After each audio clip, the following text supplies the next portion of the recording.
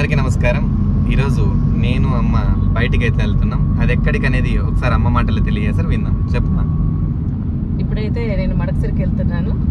అది ఎందుకు ఏంటి అనేది తెలియజేస్తాను. నేను కేరళకి వెళ్ళినప్పుడైతే ఒక ఫోన్ వచ్చింది నాకు. ఆ ఫోన్ అయితే ఎందుకు వచ్చింది ఏంటి అనేది ఒకసారి అక్కడికి వెళ్ళి చూస్తే బాగుంటుందని ఆలోచించినాను. ఒక అమ్మాయి అయితే చాలా ఇబ్బందుల్లో ఉండి ఒక ఫోన్ చేసింది. చాలా మంది ఫోన్ చేసి అమ్మ డబ్బులు అడుగుతారు, లేదా బట్టలు అడుగుతారు, అట్లా ప్రతి ఒక్కటి ఒక్కొక్కటి అడుగుతారు కదా. కానీ ఈ అమ్మాయి అయితే అత్యవసరమైన వస్తువు అయితే అడిగింది. నాకు అడిగిన వెంటనే నాకు ఎందుకో చాలా బాధ అనిపించింది. ఎందుకంటే ఆ వయసులో ఆ బాధపడుతూ చెప్తూ ఉంటే నా కూతురుతో సమానంగా భావించి నాకు బాధ అనిపించింది. ఏం అవసరము, ఏం తీసుకుపోతున్నా అనేది అయితే మీకు తెలియజేస్తాను. ఇప్పుడు మనమైతే అనంతపూర్ టౌన్కి వచ్చాము. అనంతపూర్లో మనం ఏం కావాలో తీసుకొని అక్కడ నుంచి మడకసిరికి అయితే వెళ్తాం. మనం ఏం కొనడానికి వచ్చామని అయితే అనుకుంటుంటారు కదా. మనమైతే డైపర్స్ అయితే కొంటున్నాం. అది ఎవరికి ఏంటనేది మీరు ఫుల్ వీడియో ముందు చూస్తే మీకు బాగా అర్థమవుతుంది. మనమైతే అనంతపూర్లో హోల్సేల్ షాప్లో అయితే డైపర్స్ అయితే 20 పీసెస్ అయితే కొన్నాము. ఇక్కడ మనకు మొత్తం ప్రైస్ అయితే మనకి 8,000 అయితే అయింది. ఇక్కడ మనమైతే అమ్మ పేమెంట్ కూడా ఇచ్చేసింది. చూడండి, ప్రతి ఒక్కరూ ఈ వీడియోనైతే తప్పకుండా ఫుల్ వీడియో చూస్తారని అయితే అనుకుంటున్నా. ఎందుకంటే మీరు ఫుల్ వీడియో చూస్తే బయట సమాజంలో ఎన్ని బాధలు ఉన్నాయి అనేది ఒకసారి మీకు అర్థమవుతుంది. అందుకోసం ప్రతి ఒక్కరికి నేను రిక్వెస్ట్ చేస్తున్నా, ఈ వీడియో ఎవ్వరు స్కిప్ చేయకుండా ఫుల్ వీడియో అయితే చూస్తారని అయితే అనుకుంటున్నా. చూసి మీ అభిప్రాయాన్ని కూడా నాకు కామెంట్ ద్వారా తెలియజేస్తారని అయితే ఆశిస్తున్నాను. మనం ఇప్పుడైతే మడకసిరలో ఫ్రూట్స్ తీసుకొని ఇప్పుడైతే వాళ్ళ ఊరి పేరు అయితే గుర్రపు కొండ అంట. గుర్రపు కొండకైతే వెళ్తున్నాం. చూడండి, అక్కడికి వెళ్ళిన తర్వాత ఎవరు ఏంది అని వాళ్ళ పరిస్థితి ఎలా ఉంది అన్ని మొత్తం అయితే మేము ముందుకైతే తీసుకొని వస్తాం. మనం వాళ్ళ ఊర్లోకి అయితే వచ్చాము, కానీ వర్షం అయితే ఎక్కువ పడుతుంది. కానీ వాళ్ళ ఇల్లు ఏదో అర్థం కావట్లేదు. ఇక్కడ ఒకసారి మనం అయితే ఫోన్ చేసి కనుక్కుందాం. హలో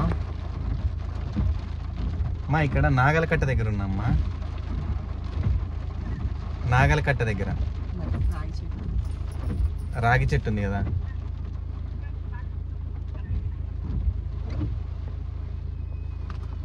హారన్ వినబడుతుందా? వర్షం తగ్గిదే. అమ్మ మాధవి వాళ్ళ ఇల్లు ఎక్కడ? ఓకే మా, ఆ కట్ట దగ్గరేనా?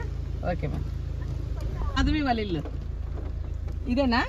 ఇదే అంటే చెప్పా, మీ ఇంటి ముందరే ఉన్నాంలేమ్మా. మనమైతే ఇప్పుడు వాళ్ళ ఇంటి దగ్గరికి అయితే వచ్చేసాం. లోపలికి వెళ్ళేది ఇంకా పరిస్థితి ఎలా ఉందో ఒకసారి మీ ముందుకు తీసుకొస్తాం. ఎప్పుడైతుంది అనేది అంటే యాక్సిడెంట్ 5 years అయింది. ఎక్కడ? తాడిపత్రి దగ్గర కాలేజ్కి వెళ్తుండగా ఏం గుద్దింది? ఇదే కారులో వెళ్తుంటే మా ఫ్రెండ్ కార్లో ఇది అన్న నిద్రపోతే డ్రైవ్ చేసినాడు డ్రైవర్. ఆర్టీసీ బస్ని గుద్దేసింది. బస్సు కార్ రెండు కొట్టుకొని ప్రాబ్లం. ఇట్లనే స్ట్రైట్ గానే వెళ్తుండింది. ఇది ఇట్లా డ్రైవర్ జరగడం జరిగింది. ఇక్కడ దాకా ఉంది. ఇక్కడ నుంచి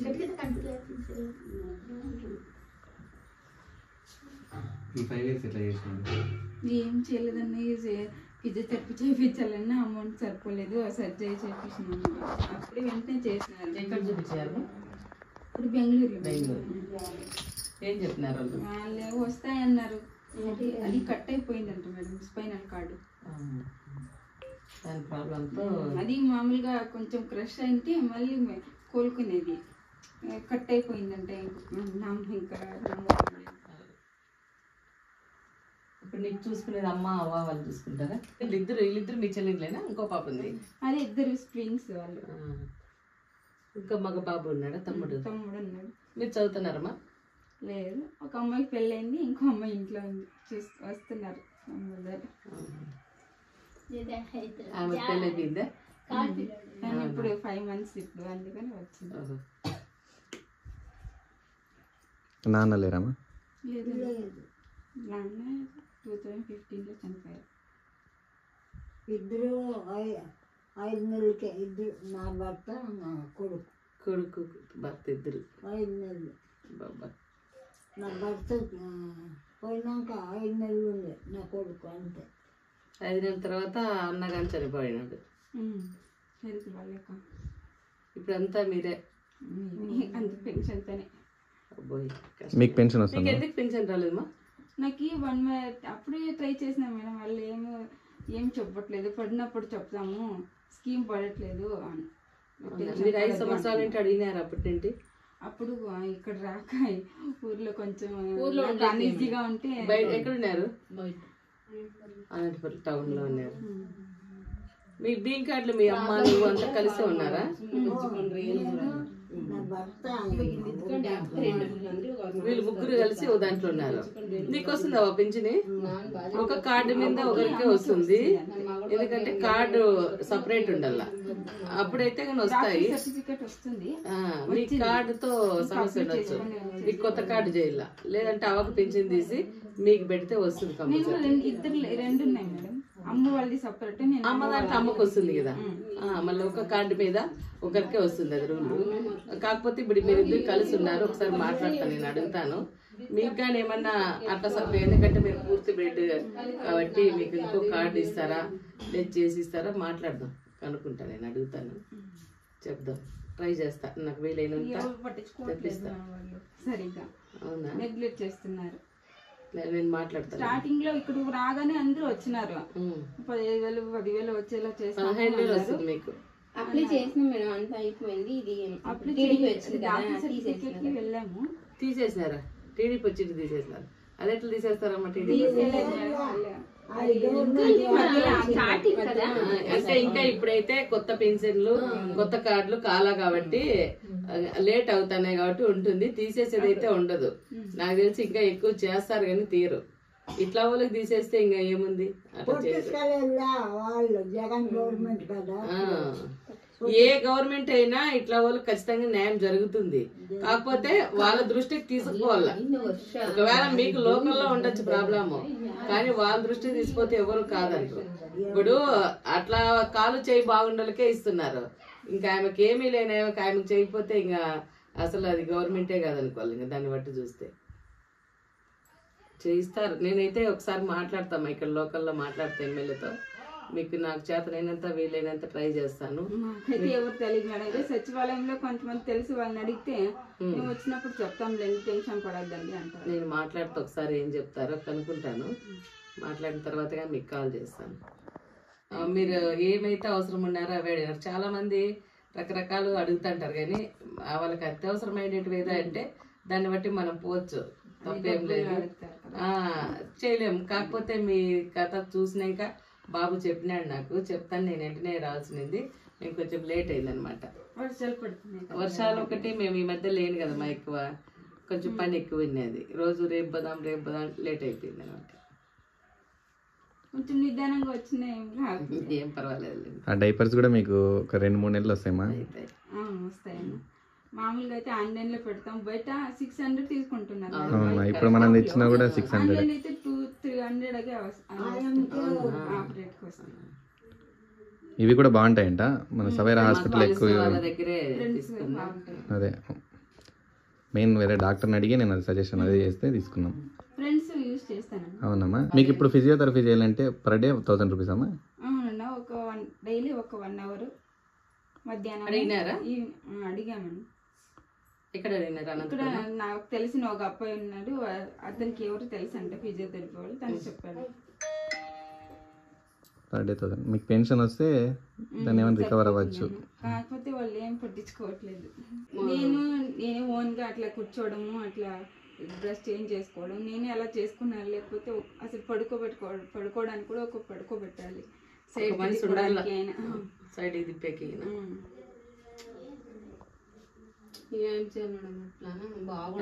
ఏ టైంకి ఏం జరుగుతుందో మనకి ఏం చదువుతున్నారమ్మా? బీడిఎస్ మేడం, అది డెంటల్. మా ఫస్ట్ ఇయర్ లోనే ఒక 3 నెలలు పోయినాను అంతే. సీట్ వచ్చిందమ్మా? అవునన్నా, గవర్నమెంట్ 3 times కోచింగ్ తీసుకొని పోయి కష్టపడి తెచ్చుకోను సీట్ మేడం. అది కోచింగ్ చేసి. మీకు అట్లా కూర్చుంటే పెయిన్ అట్లేం రాదా? పెయిన్ వస్తుంది ఇంటి మిడిల్లో వస్తుంది ఇక్కడ. ఇక్కడికి వస్తుంది. పట్టుకుంటారా మీరు? పట్టుకుంటే నేను సైడ్ పెడతాను. అదే ఒక చెయ్యి సపోర్ట్ ఉండాలి కూర్చోడానికి. వదిలేస్తే వెనక్కి పడిపోతారా? ముందుకు పడుతుంది. అయ్యో పడిపోతుంది. అట్లా అట్లా పట్టుకోపోతుంది. కాఫీ తాగండి.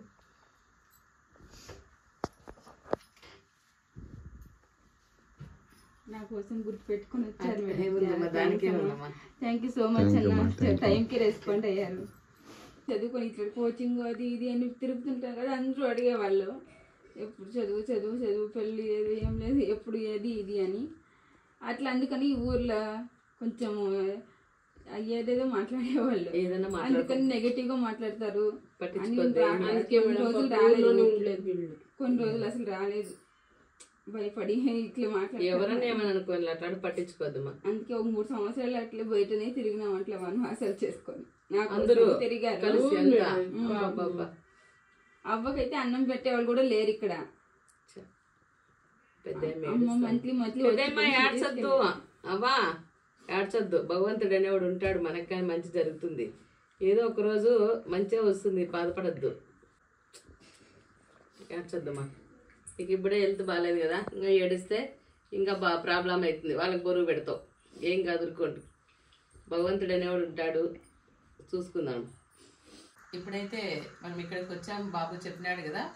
మనం ఎప్పుడైతే ఇంతవరకు అయితే మనము ఎప్పుడు ఎవరిని ఏం అడగలేదు. ఎందుకంటే ఏం అడగకుండానే మనంతా అభిమానులంతా మనకు సపోర్ట్ చేస్తున్నారు. ఉన్నంతలో మనము ఆశ్రమం జరుపుతున్నాం, మనం బయట కానీ సేవలు చేస్తున్నాము. ఇప్పుడైతే నేను మన అభిమానులందరినీ అయితే ఒకటైతే అడుగుతున్నాను. ఎందుకంటే ఈ ఇంట్లో ఇంతమంది ఆడవాళ్ళు ఉన్నారు, కాకపోతే వీళ్ళకి మగ దిక్కు లేరు. అవ్వకు పింఛని వస్తుంది, ఈ అక్కకు పింఛని వస్తుంది. ఈ పింఛనీతో 2 పింఛనీతో వీళ్ళ జీవనం సాగిస్తున్నారు.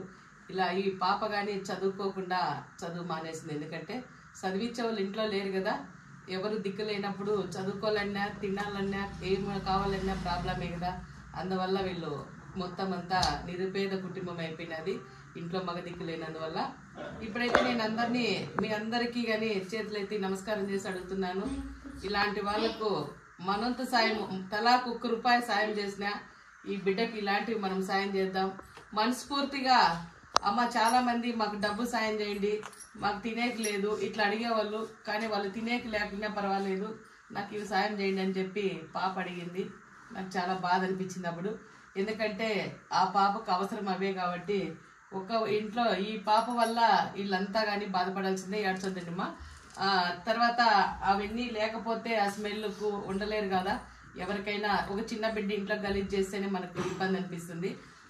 ఇట్లాంటి బిడ్డ చేస్తే ఎవరికి ఇంట్లో బాధే. అందుకని ఆ పాప ఏడుస్తూ ఫోన్ చేసి నాకు ఇది ఒక సాయం చేయండి మా అని అడిగితే నాకు బాధ అనిపించింది. ఈరోజు అయితే మేము మాకు తోచినన్ని తీసుకొచ్చినామమ్మా. నీకు జీవితాంతరము నేనైతే నీకు సపోర్ట్ చేస్తా. ఇవైతే నువ్వైతే కొనద్దు, నేను పంపిస్తా. నేనైతే మీకు ఎవరినో ఒకరిని ఇక్కడ పంపిస్తా. లేదంటే నేను నా కొడుకే వచ్చైనా మీకు కావాల్సినవన్నీ తీసిస్తాడు. ఆ భగవంతుడు ఎన్నాళ్ళు మీకు మాకు బంధము అన్ని రోజులు నేను తీసిస్తానమ్మా, మీరేమి ఇబ్బంది పడద్దండి.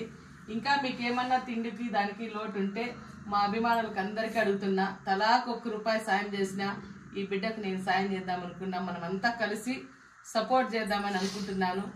అమ్మ మీరే మాట ఇచ్చినారనుకోవచ్చు, కానీ నా వెనక మీరంతా ఉన్నారని ధైర్యంతో నేను మాట ఇస్తున్నాను. తలాకు 1 రూపాయి సాయం చేయండి అని ఈరోజు మనస్ఫూర్తిగా మీ అందరినీ కానీ అడుగుతున్నాను. అట్లేం లేదు, మనకే అనుకోకూడదు. మనం ఆడ అడిగి వచ్చినాం కాబట్టి బాధలు వచ్చినాయి అనుకోలే. అంటే వెంటనే ఏడ్చొద్దు, ఏం కాదులే. నీకే కాదు మాకు కానీ బాధలే ఉన్నాయి, ఏడ్చకూడదు. మామూలమే, మనం మనసులో పుట్టినాం కాబట్టి బాధలు వస్తాయి.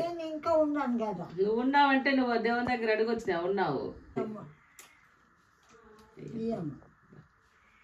అగాయమ్మ సన్నాయమ్మ పెళ్ళి కాకుండా ఎంత ప్రేమతో పెట్టుకున్నావా.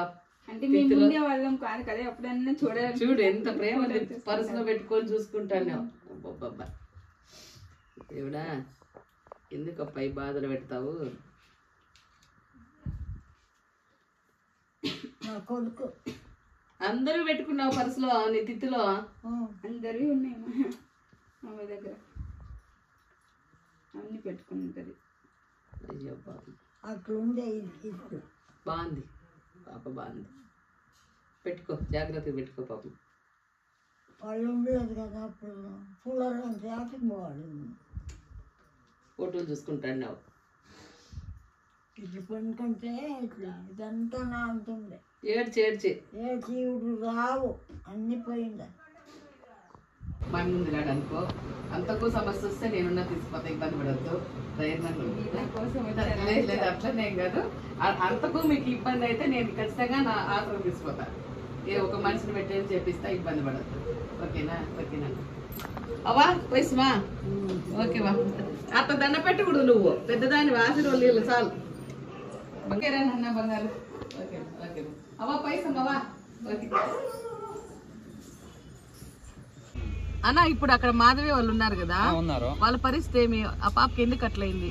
అది ఏమగా ప్రాబ్లము తెలీదు. ఇక్కడ నుంచి ఇక్కడ పని చేయదు కిందకి. అదే వంటికి పోసుకున్నా లేదు, లెట్రిన్ పైన ఏం ప్రొఫెషన్ లేదు ఇక్కడ కిందకి. కానీ వాళ్ళు ఎవరు లేదు, తమ్ముడు ఉన్నాడు సన్నపిల్లాడు. అదే వాళ్ళ జీవనానికి జీవనానికి చాలా ఇబ్బంది వాళ్ళకి. ఓకే ఓకేనా?